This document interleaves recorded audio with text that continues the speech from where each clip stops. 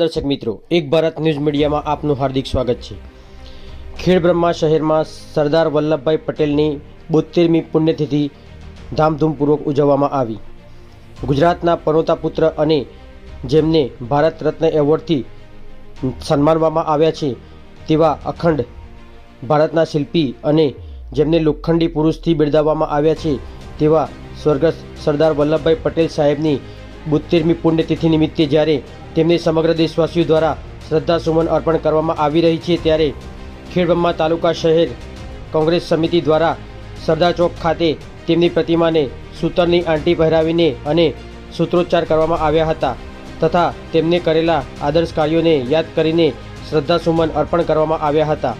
આ કાર્યક્રમમાં ખેડબ્રહ્મા શહેર કોંગ્રેસ સમિતિના પ્રમુખ અમિત શર્મા સહિત ગોપાલભાઈ રાવલ, નરેન્દ્રસિંહ ચૌહાણ, ગોવિંદભાઈ પરમાર, ગુડ્ડુ પ્રજાપતિ, અનિલભાઈ વણજારા, જગદીશભાઈ ઠાકોર, વિશાલભાઈ, બાબુભાઈ પ્રજાપતિ, જીતુભાઈ વકીલ, ભદ્રેશ વસાવા સહિત મોટી સંખ્યામાં કોંગ્રેસ પક્ષના કાર્યકરો આ કાર્યક્રમમાં ઉપસ્થિત રહ્યા હતા અને કાર્યક્રમને સફળ બનાવ્યો હતો। પત્રકાર વિશાલ ચૌહાણ, સાબરકાંઠા। પનોતા પુત્ર અને જેમને ભારત રત્નથી નવાજવામાં આવ્યા છે એવા સ્વતંત્ર સેનાની અને દાંડીકૂચના હિસ્સેદાર એવા સરદાર વલ્લભભાઈ પટેલની 72મી પુણ્યતિથિ નિમિત્તે જ્યારે સમગ્ર દેશની અંદર એમને શ્રદ્ધાસુમન અર્પણ કરવામાં આવે છે ત્યારે ખેડબ્રહ્મા તાલુકા અને શહેર કોંગ્રેસ સમિતિ દ્વારા આજે તેમના આદર્શોને યાદ કરીને તેમને શ્રદ્ધાસુમન અર્પણ કરવામાં આવે છે।